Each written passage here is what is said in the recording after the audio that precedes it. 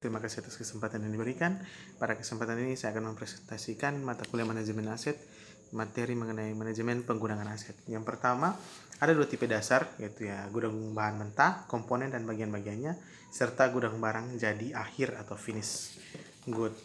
Yang pertama, gudang diperlukan untuk beberapa hal, yaitu yang pertama, mencapai transportasi yang ekonomis, mencapai produksi yang ekonomis, mendapat keuntungan dari diskon pembelian dengan kuantitas yang banyak dan pembelian duluan, memelihara sumber persediaan, mendukung kebijakan pelayanan pelanggan perusahaan, mengantisipasi kondisi perubahan pasar atau seperti musiman, fluktuasi permintaan, dan kompetisi, mengatasi perbedaan ruang dan waktu yang berada di antara produsen dan konsumen, menetapkan setidaknya biaya total logistik yang seimbang dengan tingkat pelayanan pelanggan yang diinginkan.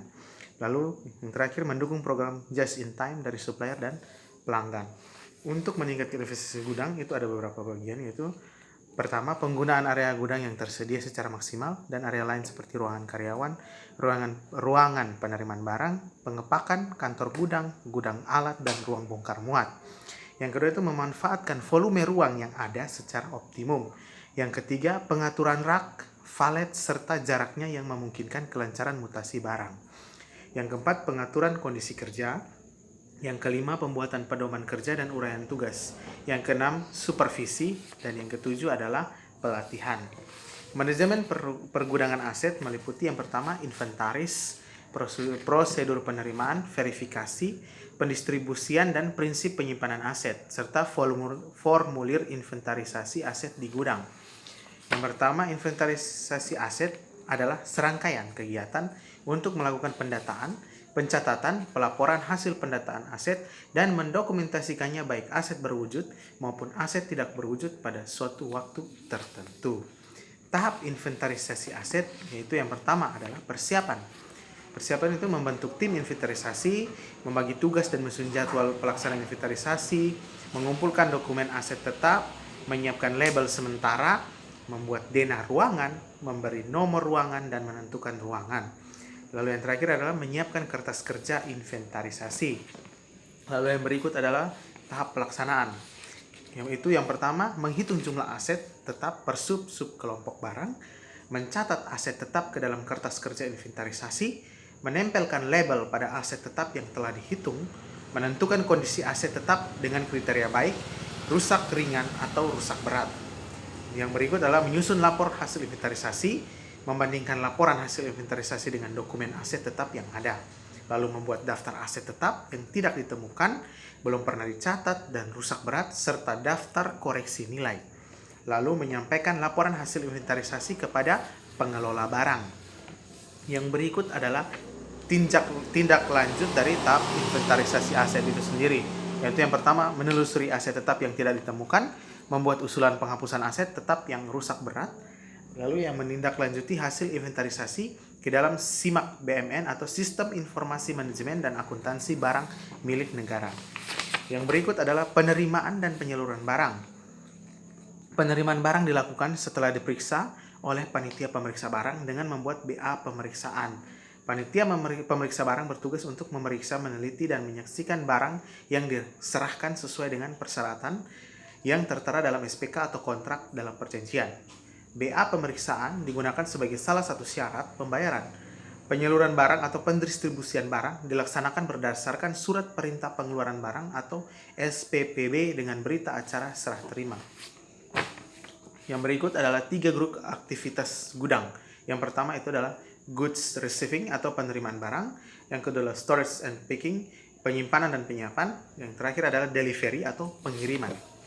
Aktivitas di gudang itu mulai dari receiving, put away, storage, packing, sortation, dan delivery. Penerimaan barang itu bisa dilihat dari fisik barang dan dokumen.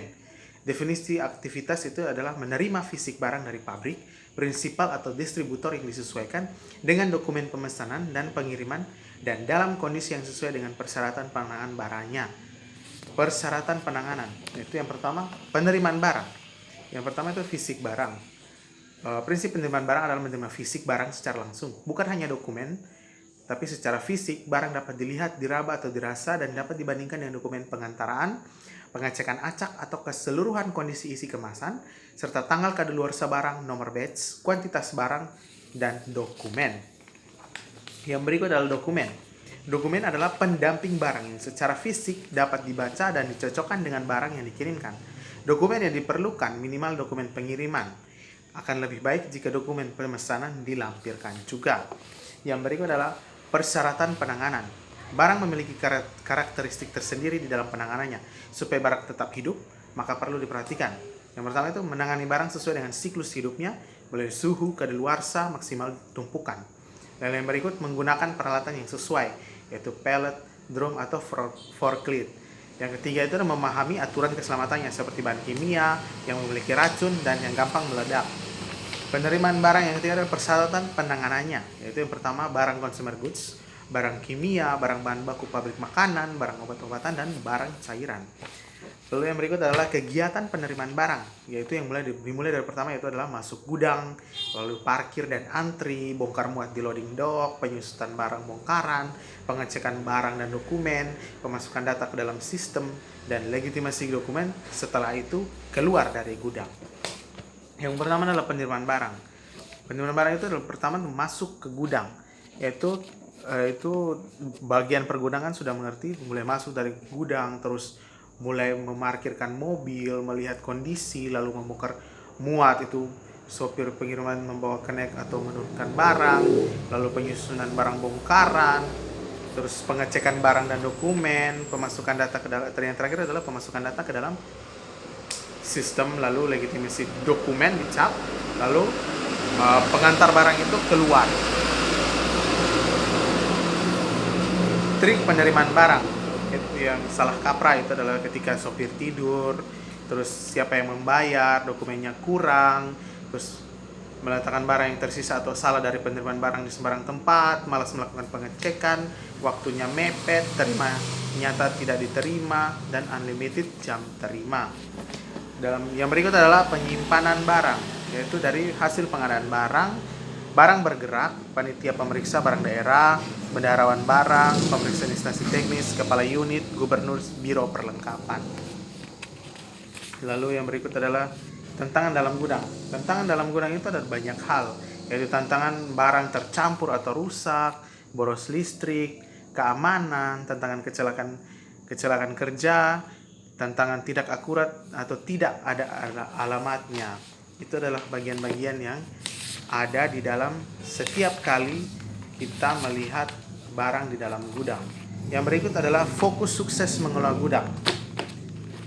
Itu fokus sukses itu melalui data pelaporan routing atau dinding atap lantai, kebersihan toilet dan kantin, pallet truck, forklift and pallet loading dock, lampu penerangan, musik dan udara, struktur organisasi, akurasi dan layout, penempatan barang, keamanan barang di packing phase, ada tikus, ada lalat, perlengkapan P3 dan poster spanduk keselamatan, prosedur penerimaan dan pengiriman barang, pakaian kerja dan perlengkapan keamanan kerja itu juga perlu atau penting dilakukan sehingga proses di dalam pergudangan itu tidak terhambat.